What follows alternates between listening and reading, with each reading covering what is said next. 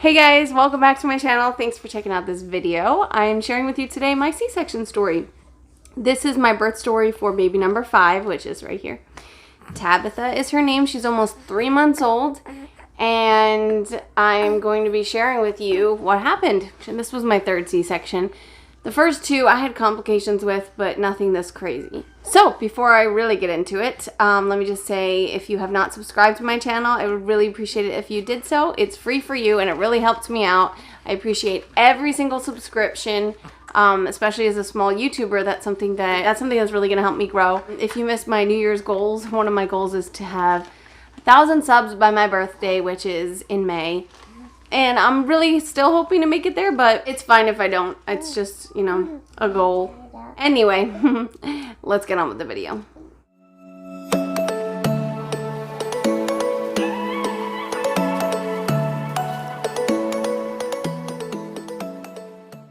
So I'm going to try and get through this video without that many interruptions. I'll just kind of edit them out. I have, yeah, I see that, so pretty. I have my boys are playing, one of my daughters is here with me, and another daughter is pulling clothing out of a hamper. So, and I have my baby here, and I'm just feeding her. So anyway, let me just start out with my prenatal care, actually, because during the pregnancy with Tabitha, my goal was to have a VBAC. Like I said, I had 2 previous C-sections, and I really, really wanted a VBAC.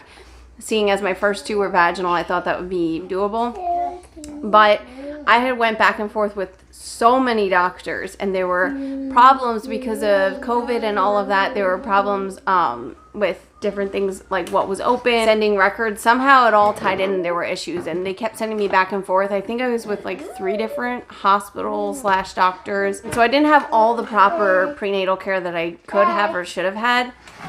But I don't know how much that affected the major issues I had after surgery. That's just a little factor. So I was actually not able to have the VBAC. I did some videos about that in like pregnancy updates and stuff. You guys heard me talking about how much I wanted a VBAC, and it just didn't work out. So that's, you know, it is what it is. I was happy to have a healthy baby, and she was very healthy. She was 7 pounds 7 pounds 11 ounces. Yeah, no. She was 19 inches, 19 3/4 inches. So she was a good size. They thought she may be like a 9 or 10 pound baby. They were a little off, but I was glad. So let me just get to, so the day I was scheduled to have her was October 20th. I went in the morning. Things went pretty smoothly. The actual surgery went really well too. I told them of different complications I'd had in the past, breathing and whatnot. So they were prepared, and my first C-section, the issues were with breathing. The second one, the issues were with nausea. I had a lot of nausea. So this time they were prepared for all of that. This hospital was great with that. Like, they kept on top of it. They're like, just tell us if you feel the least bit sick. We'll take care of it right away. And they did. And the actual C-section, went really, really well. It was so smooth, and I was actually able to enjoy her birth, which is something I wasn't really able to do as much with the other kids. But I was just able to soak it in. They let me have skin-to-skin time with her right away. Hang on just a sec. So that was really nice to have the skin-to-skin time with her, and I had a lot of that afterwards as well. Now, something important to note is normally with C-sections, in my experience, where I'm from and everything, the hospitals allow you to stay 3 days. Like, I guess your insurance covers 3 days after the birth, that you're allowed to stay in the hospital for recovery and everything.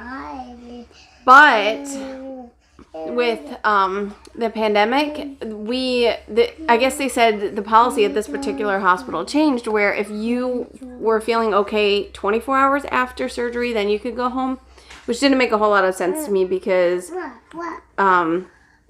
there are certain things they wait 24 hours to even start or to even do, and I wanted to wait 24 hours before I gave her first bath and things like that, and I wanted that done at the hospital. So there were just different things that, you know, it definitely wouldn't have worked out. I couldn't even stand. I forget how long it took me to walk. I did a video about that too, just how I was feeling after a C-section and stuff. I can try to link those videos if I find them, if I remember to. But basically, I was more I guess, on a slightly different page than my husband. My husband wanted me to stay as long as I possibly could, and I wanted to go home. So I knew I couldn't, though, like, with how I was feeling and everything. So one of the nurses came in and told me that I'm actually allowed to stay. Our insurance would cover 4 days, which I thought was so strange, so unusual. And my husband's like, take advantage of it. And I was like, I don't want to. But I thought maybe I could leave after 3 days. But my husband urged me. He's like, I really think it's very important for you, the way you're feeling, the way you're looking, that you stay the full 4 days. So I did. That's significant because of what happened Friday night. And I would have been gone. I would have been at home and not thought twice about it. I think it was on Thursday. She was born on Tuesday. I think it was on Thursday. I felt pain in my right leg. And in my last C-section with baby number 4, I had an issue, what is it called? A superficial blood clot in my leg, and I was back at the ER for that.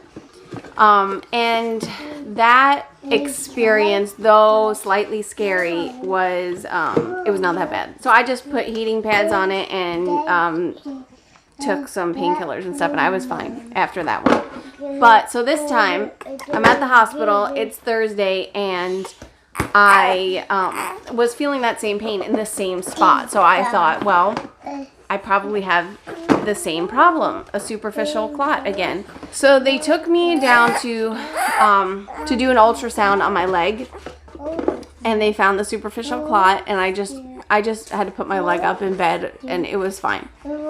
Well, then the next day I felt it lower down in my calf. I felt some pain, and I thought, well, since I'm here at the hospital anyway, like, I'll just have them check it out. Now, like I said, I would have been home at this point, and if I had been home, I would have just thought nothing of it, and I would have been like, well, whatever, it will go away. It was pretty painful, but I probably, knowing how I am, I probably would have just stayed home, because it's very easy for me to get distracted, I think, with kids and things like that, where I don't really think about it too much. I'm just like, oh, there's pain, but I'm like, you know what I mean? I just get distracted.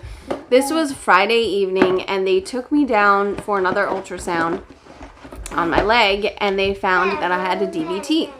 And if you don't know what a DVT is, it stands for deep vein thrombosis, and it's like one of the bad blood clots. So you can get like the deeper kind that can go to your lungs or your heart or whatever they said.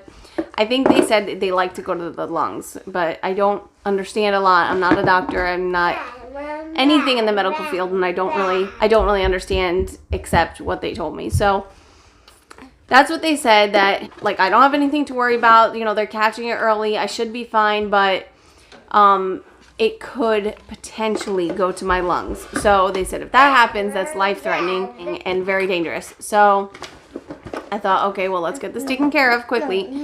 Also, I was pretty anemic. My hemoglobin, I think it is, my hemoglobin levels were so low.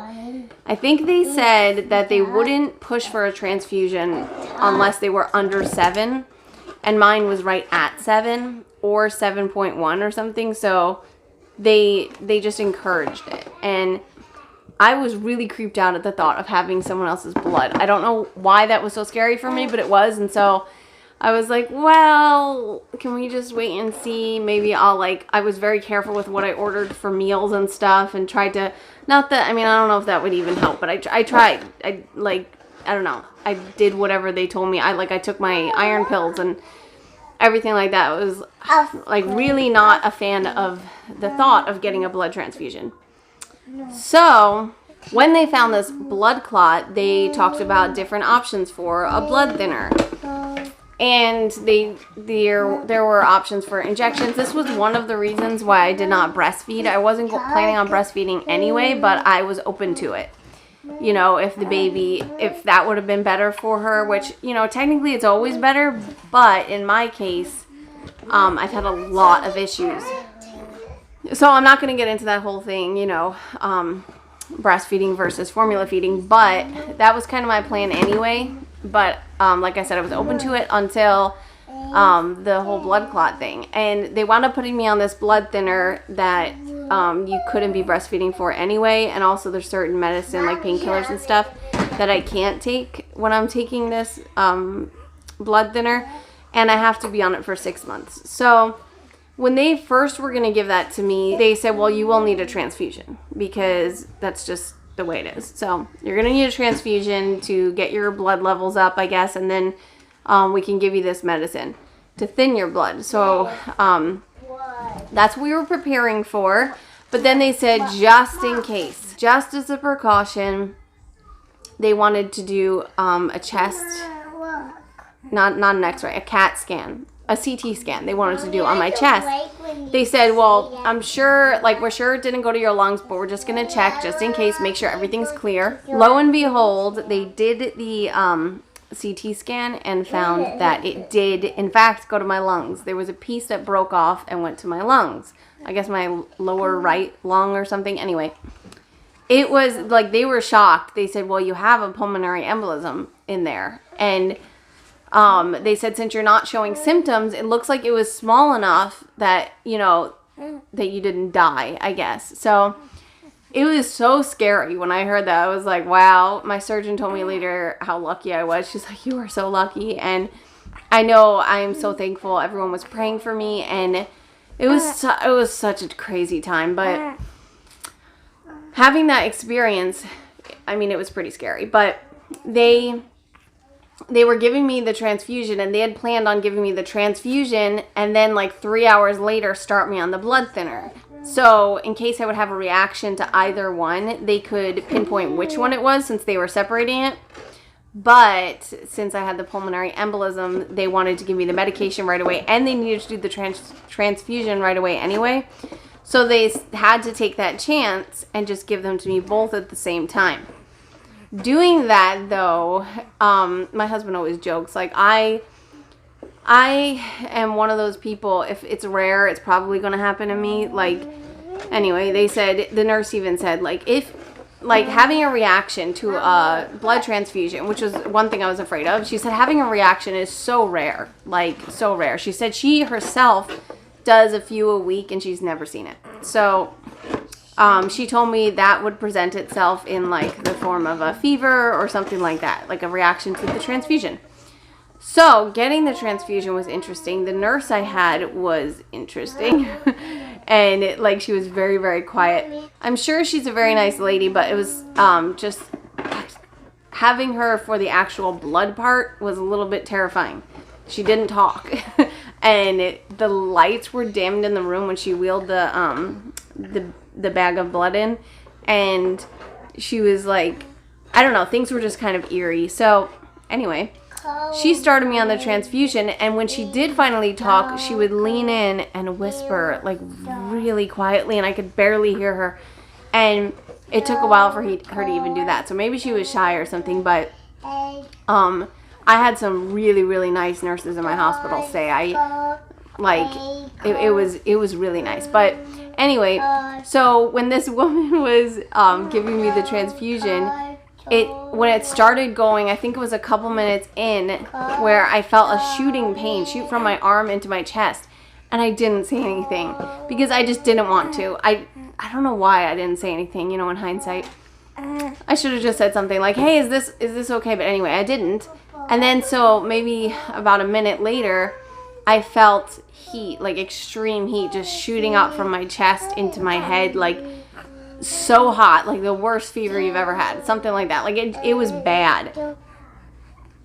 So I said to her, I was like, is this normal that I'm feeling this way? And she looked terrified. And she was like, could you tell me exactly how you're feeling? Like what does it feel like? What's going on? And I told her, and anyway, she was kind of panicking for a few minutes and like back and forth, like, what do we do? But eventually the feeling went away and it was okay. Anyway, sorry guys, you don't know, I'm editing this obviously, but I just had a big incident going on with the kids. So I'm back, and I don't remember where I was up to, but I think I was talking about my transfusion. So I had the reaction to that. Then they started the blood thinner and everything, and it all worked out fine in the end. That time period, the next couple days were extremely I don't know what the word is, risky or just where they have to keep a close watch, where something could happen with the clot. Like it could, like a bigger piece could go to my lungs or whatever. So I think it takes like 24 to 48 hours for the blood thinner to work, but don't quote me on that because I'm really not sure. And maybe it depends on the blood thinner. I don't know. But anyway, I just know that they said the next few days, you just got to be so careful. And I had to keep my leg up, not really move, but then at the same time, they want you to move. It was very confusing. They wanted me to move, but not move, and like be careful, but don't let it consume your mind. And the one midwife who came in, she was hilarious. Like, I was laughing so hard. She came in and she was like, I'm not gonna lie to you, like, this is scary, this is dangerous. And she was like, she told it like it was, but in a funny way, where like, you might die, but like, you know, it's okay. And I don't know, somehow she made it sound funny, so whatever. It was nice to have a lot of helpful people there. The doctors were so nice, everyone was nice. So anyway, even the guy who delivered my food, he was like really nice and chatty. So that's kind of what happened at the hospital. So okay, so I wound up staying extra long because of that incident. So I was pretty sad about that. The kids were sad about that. I went home Sunday afternoon, I think, and by the time I got home, my head was pounding. I had a headache that was so bad, and it would not let up.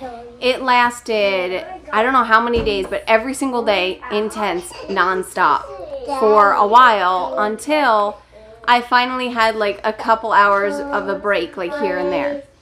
So I was told so many different things by different doctors because I had appointments. I wound up back in the ER, which I'll get to. I had a post-op appointment 2 weeks later, like just different things. People wanted me to see a pain specialist, and the headaches were a big deal. They wanted me to get a spinal blood patch, I think it was. I was so tired of needles and everything. I was just hoping it wasn't a spinal headache, and by my symptoms and the way I explained things, they didn't think it was. They did wind up doing a CT scan eventually on my brain, and that came back fine. So that was just, I guess, an unfortunate experience. It wasn't anything too dangerous or life-threatening with the headaches, but let's see. So when I got back, oh crap, I have something in the oven. So like I said, I went home on Monday, bless you, and so when I got home on Sunday, that night I wound up back in the ER because I have a blood pressure cuff they gave me for at home to make sure my blood pressure was good. Now, normally my blood pressure is on the low side, like 90s over 60s, that type of thing. And then when I'm pregnant, it winds up almost always being like average or slightly below. I was experiencing symptoms, like I said, that night, and it was like I had a really bad headache, and I wound up taking my blood pressure, and I think the number was 141 over 104. I'm pretty sure. So it was high. It was very high. And I called the hospital because I knew that would be the right thing to do, and just make sure, is everything okay? And they were worried about postpartum preeclampsia. The midwife asked me to come back to the hospital. She said she'll call down to the emergency room and ask if I should go there or just go right up to labor and delivery again. But they wanted me to stay in the ER, the people from the ER, I guess. My ER experience was really nice as well, as far as the people. As far as my health and how I felt and what was going on with my body physically, it wasn't that great. But basically, one of the ER nurses was, he said, he's like, oh, you don't, I'm trying to remember exactly how he worded it, but it was something like, doesn't look like you have postpartum preeclampsia. It looks like it's something worse. And he's like, it's so strange, you know, you didn't have a blood clot at all on this day, and then the next day you developed this and this and this. And he was looking at all my records and my blood work and all that stuff, and just coming up with all the stuff that was terrifying me. So that experience wound up being pretty scary, but I think it turned out that they said I probably just had a lot of anxiety from everything that happened and everything that went on. So they let me go home, and things were okay until, I don't know how long after the birth, but it was actually not that long ago. It was kind of recent. I wound up back in the ER because I was having shortness of breath But I wasn't too alarmed about it for a number of reasons. I thought it could be a lot of things. It could be allergies. I was wheezing a lot. And I had these symptoms for maybe about, I don't know, a few days before I even told my husband because I didn't want to scare him. And then finally when I did, I think I had had these symptoms for like a week or two before I finally called a doctor. They wanted me to go straight into the ER, which I did. And the ER was very full, but when they did wind up seeing me, they concluded that I had some kind of inflammation in my lungs. That's just to make a long story short. Like, they did a lot of tests and stuff, and that's what they came up with. It was, they said, I guess sometimes after a pulmonary embolism you can have inflammation. So that's what it wound up being, and I'm fine now. So, like, thank God. It could have been a lot worse. Like, having that that blood clot break off and go to my lungs was the scariest thing health-wise that has ever happened to me. Now, I've had some scary things. I cracked my head open when I was a kid, stuff like that. But, you know, as a kid, you're not really as aware of what's going on. I remember cracking my head open and thinking, I even said to my mom, like, hey, can we get pizza or whatever? Like I wasn't like that concerned. Anyway, but as an adult and a mother of 5 kids, it's much more scary. I want to make sure I'm okay for them and just try to be more aware and stay healthy and not go through scary things anymore. That's my goal. So anyway, if you enjoyed watching, guys, please give this video a thumbs up. Share it if you know anybody who would like to see something like this. Also, don't forget to subscribe. Thank you so much for supporting me on my YouTube journey. And I will see you guys next time. Goodbye.